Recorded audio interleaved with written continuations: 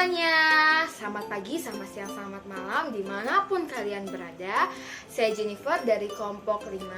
Saya dan teman-teman saya Alvira dan Jeffrey akan mempresentasikan mengenai e-commerce dan bisnis teknologi. E-commerce dan internet.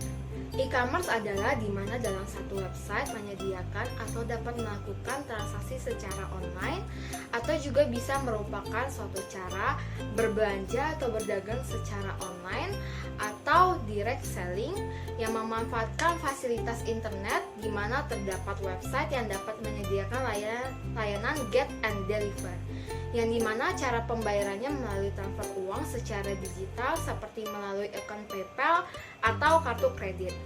Sedangkan e-bisnis mengacu pada internet tapi jangkauannya lebih luas. Area bisnisnya pun terjadi ketika perusahaan atau individu berkomunikasi dengan klien atau nasabah melalui email tapi pemasarannya atau penjualannya dilakukan dengan internet. Dengan begitu dapat memberikan keuntungan berupa keamanan, fleksibilitas, dan efisiensi. Yang dimana cara pembayarannya yaitu dengan melalui pembayaran digital secara e-code dan dapat diakui di seluruh dunia dalam melakukan transaksi online.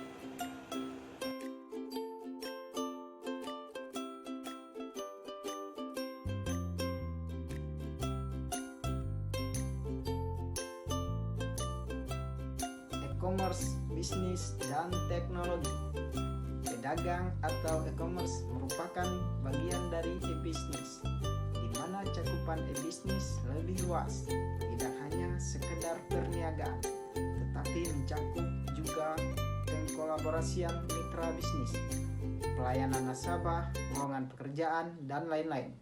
Selain teknologi jaringan, e-bisnis dagang juga memerlukan teknologi basis data atau pangkalan data, e-surat atau surat elektronik, dan bentuk teknologi non-komputer yang lain seperti hanya sistem pengiriman barang dan alat pembayaran untuk e-dagang.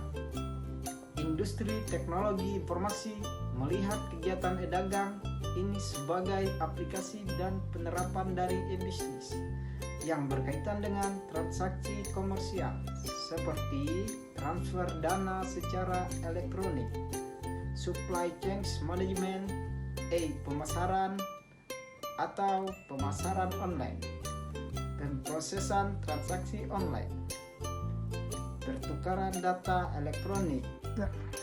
Assalamualaikum warahmatullahi wabarakatuh. Perkenalkan, nama saya Alvira. Di sini saya akan menjelaskan tentang platform digital mobile dan e-commerce mobile.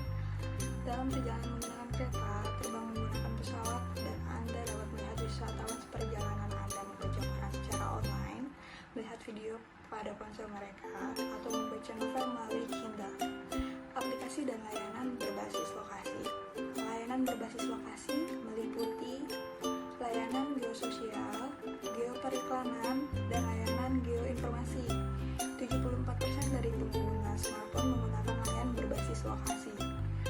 Layanan perdagangan mobile lainnya, pelanggan IP Morgan Chase dan Bank of America dapat menggunakan ponsel mereka untuk memeriksa saldo akun, mengirimkan uang, dan membayar tagihan. Semakin banyak perusahaan mencari cara untuk mengeksploitasi informasi database baru yang spesifik terkait lokasi. Membangun kehadiran e-commerce.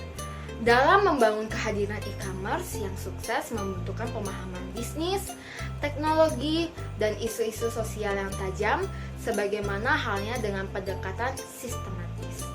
Dua tantangan manajemen yang paling penting untuk membangun kehadiran e-commerce yang sukses adalah mengembangkan pemahaman yang jelas tentang tujuan bisnis dan mengetahui bagaimana pemilihan teknologi yang tepat untuk meraih tujuan tersebut. Kali ini saya akan membahas contoh kasus e-bisnis PT Sinarmas Argo Resource and Technology. Perusahaan ini merupakan perusahaan manufaktur yang telah menerapkan teknologi informasi e-bisnis dalam kegiatan bisnis perusahaannya. Hasil analisis terhadap penerapan e-bisnis pada PT Smart bahwa penerapan tersebut memberi banyak keuntungan bagi pihak luar maupun bagi perusahaan itu sendiri. Pihak luar dari kalangan investor dapat memperoleh informasi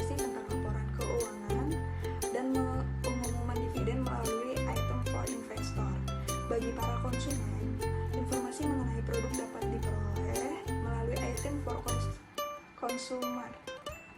Selain itu, para pencari kerja juga dapat memperoleh informasi mengenai lowongan pekerjaan di perusahaan melalui item for job seeker.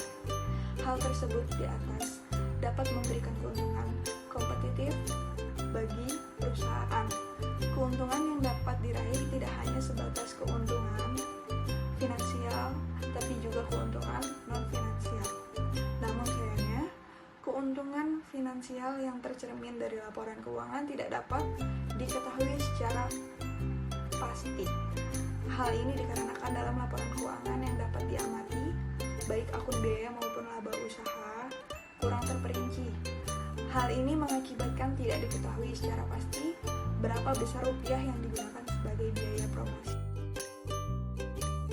Mungkin ini saja yang dapat kami sampaikan dalam presentasi kali ini. Apabila ada salah dan kurang kata, mohon dimaafkan. Dan apabila ada yang ingin ditanyakan, bisa tinggalkan kolom komentar di bawah ini ya.